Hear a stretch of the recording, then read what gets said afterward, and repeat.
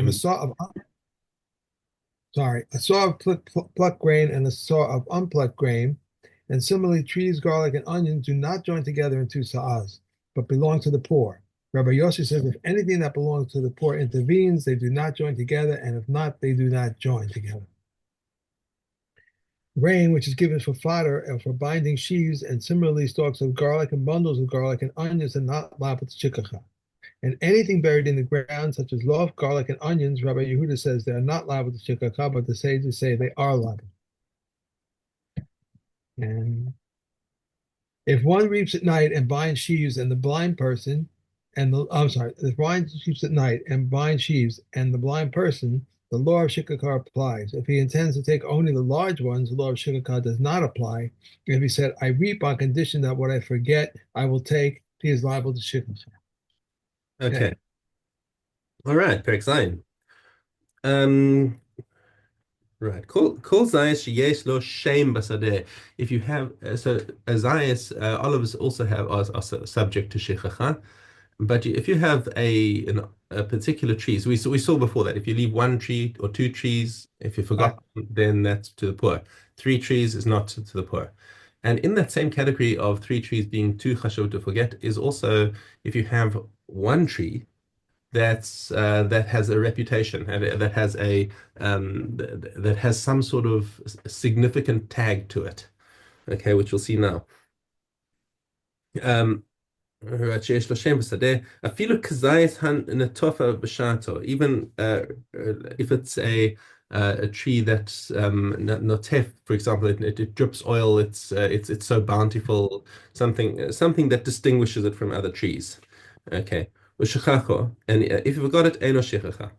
במה דברים אמורים? So in what way can a tree be distinguished that it cannot be subject to שכחה? Bishmo of a masav of imkomo, by its name or by what it produces or by its location. Okay, Bishmo, if it's got a name. Jaya shifchoni or beishani. If it was shifchoni means that it's where's the word? It's al shem sheperosav shofchim shemen harbe because its fruit basically drips lots of oil or Beishani because it's either from it embarrasses the other trees around it because it produces so much, as Mhm. in Bayesh, or it's from the area, or it comes from the area Beishan. It comes from the city Beishan, which is basically an abbreviation of Beit Sha'an. Right. Okay, but it's distinguished because it's got a label of its own. The masav, okay, with what it produces, shihu oseharbe. If that's like the tree that produces the most olives, then there's no way you're really going to forget that one. And Mhm. even if a worker walks past it, he didn't forget it. We don't say that he forgot it. Mimkomo, if what about its location? It's just an ordinary tree with no particular name, but sheomed b'tzad gat or b'tzad hapirza. It's standing right next to the wine press or next to a gap in the fence. Now, this is an interesting one because we said before with grain that there was a machlokas Beis Hillel, Beis Shammai. Beis Shammai were the ones who said that if grain was forgotten by a certain location marker or whatever, then it would not be shechicha. And Beis Hillel said no, that's still shechicha. It belongs to aniyim. So what's the difference over here with olive tree that even Beis Hillel is agreeing with this? Is that a tree is fixed in place. A tree is something that stands up and you're not going to forget it. Whereas grain is just like one big sea of grain. A pile of grain is something that moves from place to place. Um, so a pile of grain could be placed this side of the fence, that side of the fence. So that can't be used as a marker according to Beis Hillel. But the tree that ain't moving. Shar kol any other kind of tree, shnaim shichacha ushlosha einan shichacha. So anything that doesn't have any of these characteristics, if you forgot two, they're shichacha, but three it also gets out of the shichacha on the same basis. Rabbi Yossi Omer ein shichacha l'zeitim. He says he says that so not even in the parasha of shichacha, because their produce is too chashuv. Yerushalmi explains that Rabbi Yossi is saying that there's no shichach b'zeitzim is only in the time of Hadrian when he was destroying like Hadrian was like doing a scorched earth policy around the country. Right. Right. Um, and so it wasn't easy to find olives, and therefore the but when you have lots of olives, even Rabbi Yossi would agree that there's shikha for zaytim. Okay. Um, Zayis shenimtza. Let me see about this. Yeah. Zayis shenimtza omed bein shalosh shuros shel shnei malbinim. Okay, so you've got your diagram in front of you. Um, Right. right, you've got three rows of three olive trees and two squares of vegetables planted in the middle. Okay, or grain or whatever it is. Okay, and now he forgot they were going through the trees and he left behind the produce that was on the middle olive. Okay. Ushchacho. Eno shechacha.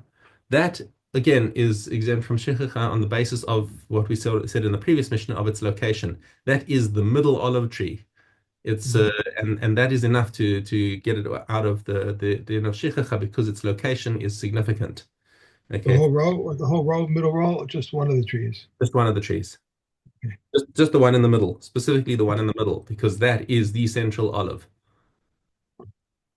Now, I guess they had to say the two rectangles of grain as well in the middle. To if you didn't have that, then it wouldn't be significant. I'm not sure exactly how you draw the line as to what is a significant location or why the grain makes such a big difference. Had it just been nine trees and you forgot the middle one, would that not have been the same thing? And I don't have an answer for you on that. But according to the Mishnah, that's they brought these two rectangles of grain in there for some reason. So, okay, zayis sheyesh bo sa'asayim ushchacho. So remember the two se'ah measurement that we had by grain. There's also two se'ah measurement by olives. That if Mhm. the tree still contains a volume of two se'ah of olives, then it is not subject to shechacha.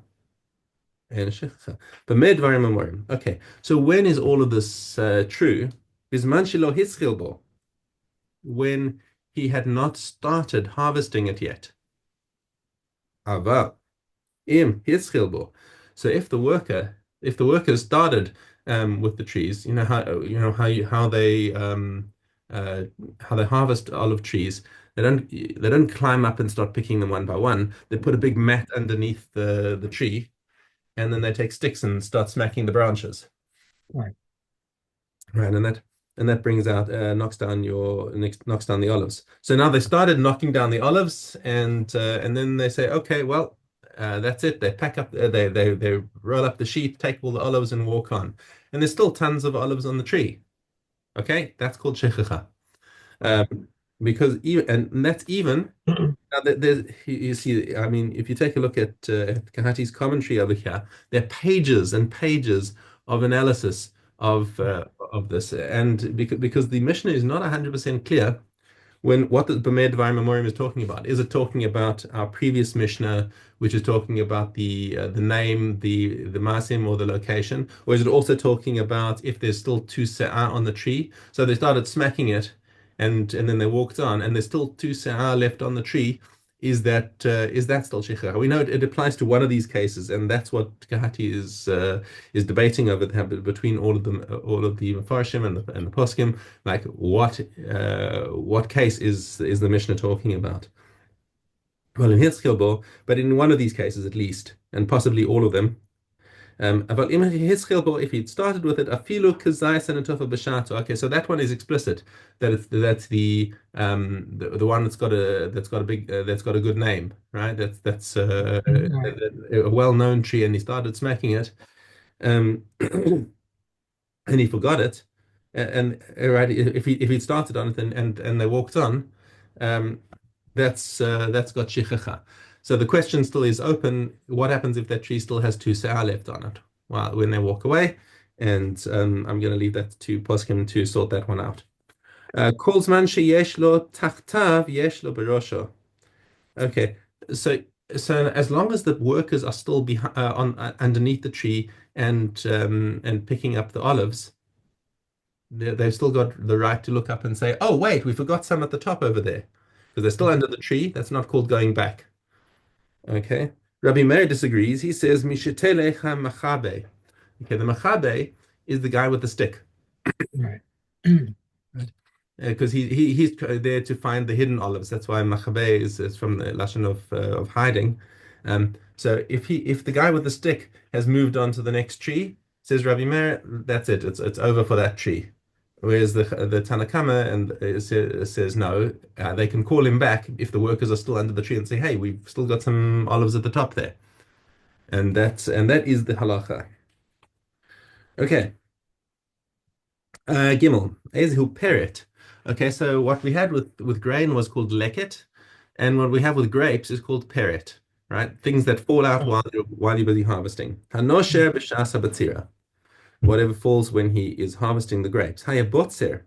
So he's busy taking off grapes and plunking them in his basket. Akat es ha'eshkol, he cut off a cluster. Husbach be'alim, it was hidden inside the leaves. Nafal miyado la'aretz v'nifrat. It it fell um, it fell to the ground and broke apart. Hareu shel balabais. That's called an ones, right? If an accident happened like that to a whole cluster and then it broke apart on the floor. If the cluster fell on the floor and didn't break apart, then obviously it's still his because the we're talking about one or two grapes at a time is called peret, not a whole cluster. Okay, so if it fell apart, you might think that, oh, okay, the grapes that fell apart must be peret. That's not the case. If it happened by an honest, just like it happened with like we spoke about with grain, if he got stuck by a thorn or something and dropped it because he flinched, that's called an honest. Um, המניח es הכלכלה תחת הגפן בשעה שהוא בוצר. So now the worker is a chacham. He says, "Look, let me put the basket down so that when I cut grapes, if anything falls off, it'll fall into the basket." That's called gezel, right? Because that's exactly what parrot is supposed to be, is that if things fall while you're cutting them, if individual grapes fall while you're cutting them, those must be left for the aniyim. yeah, right. Okay, and he's preventing that from happening. Al zeh ne'emar al taseg gvul olim. We quoted that passage before when we were talking about another. What was the other situation when we quoted it? Also stealing the matanos. Oh, when he was letting one person collect and not another. That's okay. It's called hasagas gvul. Um, The parrot that falls down, the grape that falls down is the same as the cutting the grain. He leaves it, it yeah, leaves on the ground. has to be left. Once he picks Has it to be up, left. he picks up the grape, it's the picking up the stalks and left there. It'll Yeah. be the same thing, right? Yeah, same thing. So he has to leave that for the and this is why do we quote this particular pasuk? Um, that this is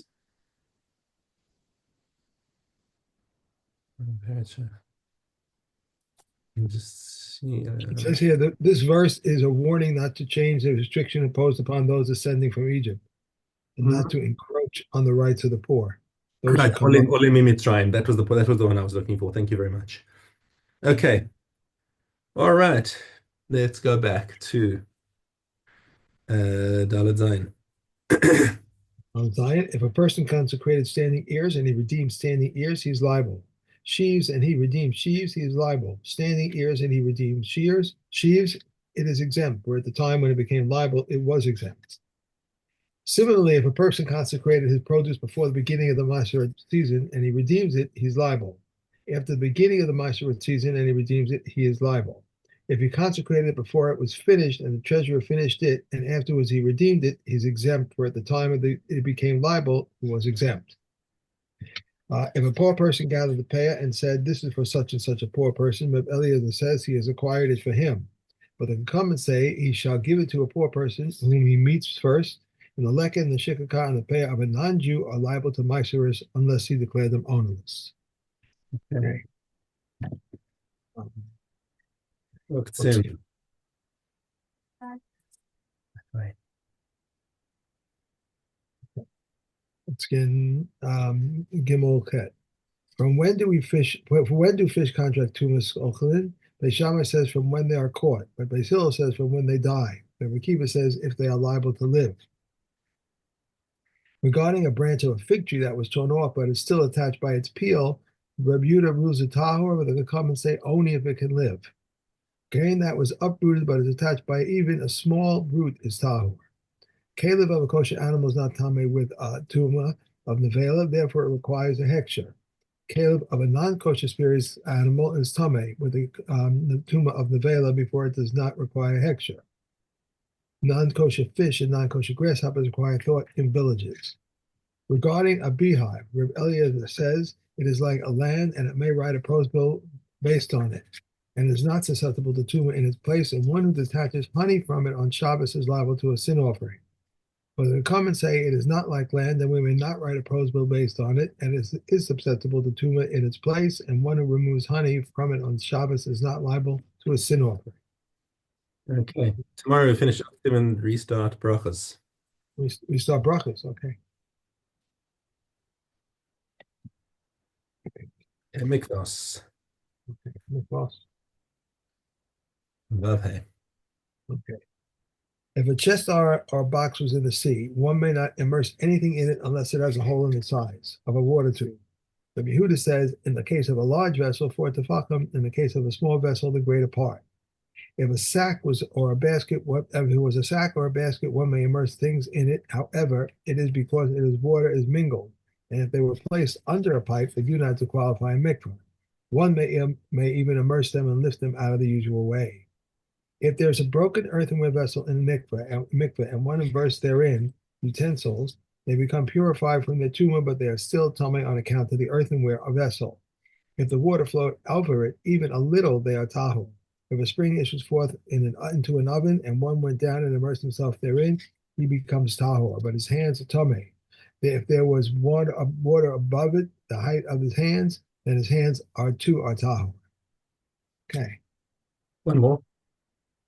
The mingling of a mikvah may be as much as the size of a water skin tube as its thickness is its hole, which is area to which two fingers can rotate. If there is a doubt whether there was as much as a water skin tube or whether there was not as much as a water skin tube, it's invalid because it is required by Torah law. Similarly, an olive size of a corpse and an olive size of a carcass and a lentil size of creeping things, anything that settles in the opening that is the size of a water skin tube reduces it. But Shimon says, Abigail says, any organism that develops from the water is tahor. Okay. All right. Kalim, Gimel, Aleph. The measure of a hole that will render an earthenware utensil is tahor. It is as follows. That which was intended for food, its measure is with olives. That which was intended for liquids, its measures is with liquids. That which was intended for both food and liquids, we apply to it more stringent measures of olives. The barrel for its measure for tuma is with dried figs. These are the words of Reb Shimon.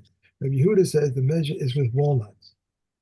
Rebbeinu says its measures with olives. A stew pot and a cooking pot, their measures are with olives, and a flask and a tefi, their measures are with oil, and a lamp whose mouth has been removed. I'm sorry, I skipped the page. Sorry. Uh, um, Go back. The measures are with oil, and the tatar's measure is water. Reb Shimon says the measures of all three are with seeds, and the lamp, its measure is with oil, and Reb Eliezer says its measure is with small pruta. A lamp whose mouth has been removed is tahor, and a lamp of unbaked clay whose mouth has been fired by the wick is tahor. A barrel that developed a hole and one repaired it with pitch, and it broke. If the place of the pitch can contain a log, it is tame, since the barrel never loses its designation as an utensil. An earthenware fragment that developed a hole and one repaired it with a pitch, even though it contained a quarter log, it is tahor, since its designation is as a utensil. Okay. And Shkolm. Okay, Zion Aleph. Coins which are found between the skullum chest and the native orphan chest, if they are found closer to the skullum chest, they should fall to the skullum chest. If closer to the native offering chest, they should fall to the native offering chest. If equal distance from the two, they should fall to the donated offering chest. Coins which are found between wood and frankincense, if they are found closer to wood, they should fall to wood. If closer to frankincense, they should fall to frankincense. If equal distance from the two, they should fall to frankincense. Coins which are found between nest and young pigeons' bird offerings, if they are found closer to nest, they should fall to nest. Closer to young pigeons' bird offerings, they should fall to young pigeons' bird offerings. If equal distance from the two, they should fall to young pigeon bird offerings. Coins which are found between non-consecrated funds and the second tithe funds, if they're found closer to non-consecrated funds, they should fall to non-consecrated funds. If closer to second tithe funds, they should fall to second tithe funds. If equal distance from the two, they should fall to the second tithe funds. This is the general rule. We decide according to proximity, even for leniency. But in the case of equal distance, we decide for stringency. You just got to open the store. Sorry. Uh, Coins which are found before animal dealers in Yerushalayim are always considered to be the second type. Coins found on the Temple Mount are assumed to be non-consecrated. Coins found elsewhere in Yerushalayim, if they are found during the pilgrimage festivals, they are assumed to be second tithe money, but during the rest of the year, they are assumed to be non-consecrated. If meat was found in the temple courtyard, livers are assumed to be burnt offerings, and slices are assumed to be sin offerings. If meat is found in Yerushalayim and assumed to be peace offerings, in either case it must be left until it is unfit and then removed to the place of burning. If meat is found in the province, limbs are assumed to be unslaughtered, but slices are permitted. At the time of the pilgrimage festival, when meat is plentiful, even limbs are permitted. Okay. We skipped Baba Basra there, so let's come back and do that. Oh, I had the wrong pile. Sorry. Okay. Um,